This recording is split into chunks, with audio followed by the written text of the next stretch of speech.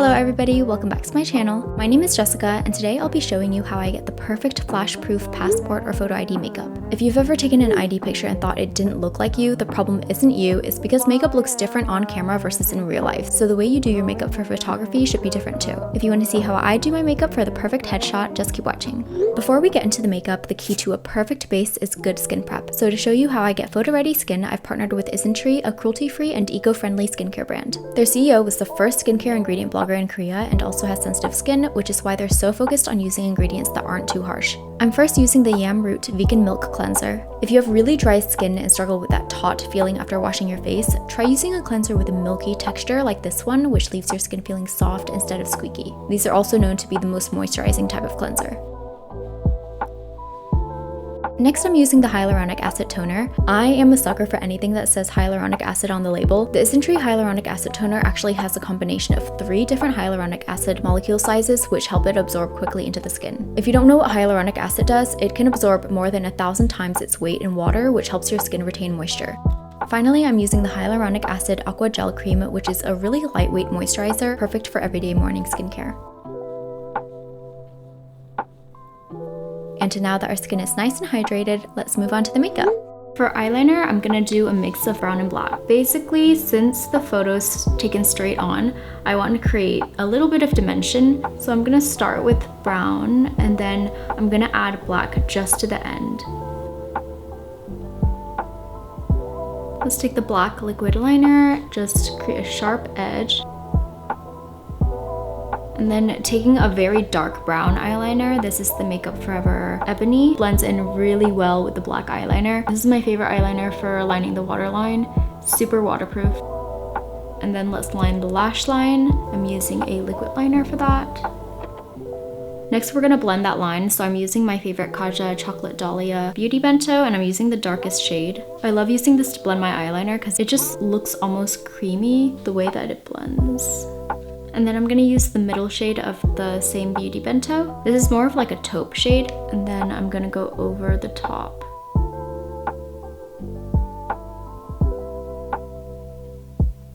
Do you see how that like blurs out the eyeliner? And then finally, I'm gonna add a little bit of eyeshadow. So I'm using that same taupe shade, and I'm just gonna create a little bit of dimension. I'm gonna clean up the eyeliner. You don't have to wear lashes, but I love lashes, so I am going to apply these falsies. I'm going to share a tip that I use to make my lashes last longer. So what I do is I line the strip lash with some glue and then I wait for it to dry completely, and then I'll layer a second layer of glue on top of that. This helps because it kind of softens the lash band. It creates almost a gooey layer. I noticed this when I wore like lashes the second or third time, and I liked it more than the first time I wore it. So if you're using a lash for the first time, just do this. It will be so comfortable, trust me. So these are brown lashes. These were from my collab with Doe Lashes. And so what I'm gonna do is, they are very light brown. Since we already have like that gradient where it gets darker out here, I'm gonna start making it darker on the outer edge with some eyeliner. I like to apply like an extra glob on the ends, the inner corner and the outer corner, so they don't poke at your eyes and make your eyes tear up. I would recommend using clear lash glue with this method because I feel like the black would be too noticeable.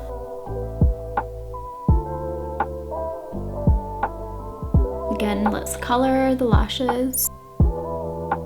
I'm using a black eyeliner on the ends. Moving on to the face, I'm not applying SPF today because I don't want to risk getting flashback in the photo. Skin is probably the most important part of this makeup look, so we want it to look extra flawless. I'm just going to be using a mixture of concealer and foundation first. If you guys have been here for a while, you know I've been doing this for the longest time. It started out as a way for me to find my perfect shade, but then I just really like the consistency of the two mixed together. Like the watery foundation mixed with the concealer, it creates the perfect consistency. Let it sit there until it becomes more like a paste, and then I'll just blend it in so it provides more coverage. I'm just gonna do that with the areas that need a little bit more help right now. So hyperpigmentation around the nose, around the mouth. I know I look weird, but now for all of the other areas, I'm going to take the rest of the foundation and then blend it in with that mixture we had, and then just apply everywhere else. And I'm just going to blend everything together now.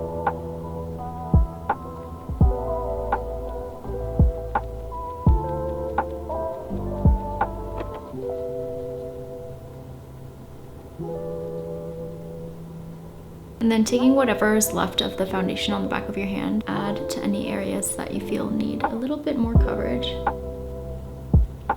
I am going to apply a little bit of lighter concealer on the outer edges of my eye just to get that facelift effect.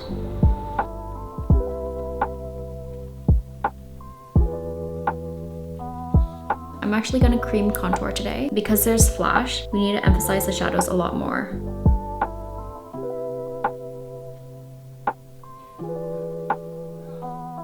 Blend it in. We're gonna go over everything with powder next.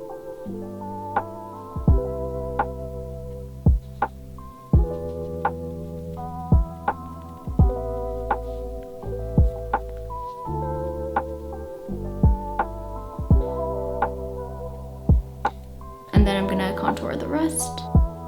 The flash itself sort of already contours for you, because you have to think in the sense that it's going to illuminate the center of your face, and then everything else is going to be a little bit darker. So you don't have to do too much for this step.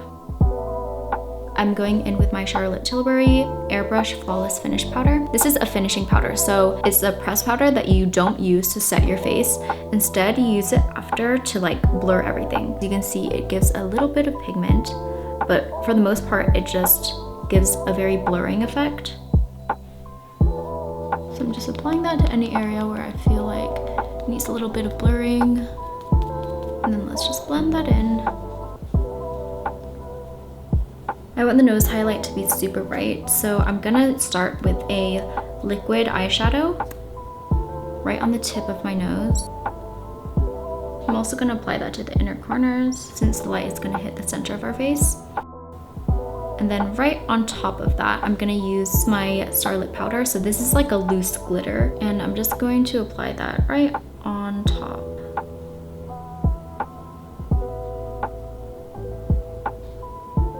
Going back to the eyes, I'm going back in with the taupe shade.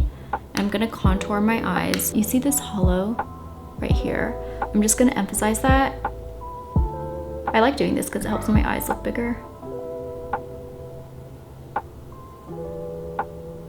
And then using my favorite blush, I'm going to apply that to the tip of my nose and also under my eyes. I like applying blush right around my cheekbones right here because I think it gives a flattening effect. So it makes my cheekbones look not as prominent. And then one thing that I like doing to make blush last longer is I like to roll it in and press it in. Using the Airbrush Flawless Finish Powder, I'm just gonna blend those together so it almost melts the foundation in with the blush color. Let's curl our bottom lashes. And then I'm using my favorite L'Oreal Telescopic Mascara. This has always been my favorite lower lash mascara. It just separates the lashes so nicely.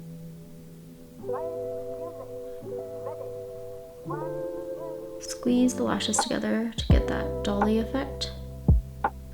I actually wanted to add some dimension underneath the eye. For lip liner, I'm using Angelou from Oma Beauty.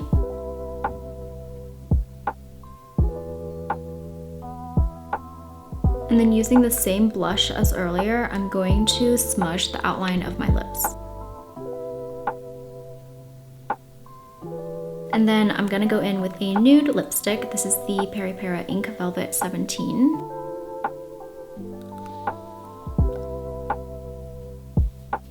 With my brow pencil, I'm going to emphasize the smile line. And then blend that in with a red lip liner. And this is the completed look. Thank you so much for watching, and thank you again to Isntree for partnering with me on this video. If you liked this video or found it helpful, remember to like, comment, and subscribe, and I will see you in my next video.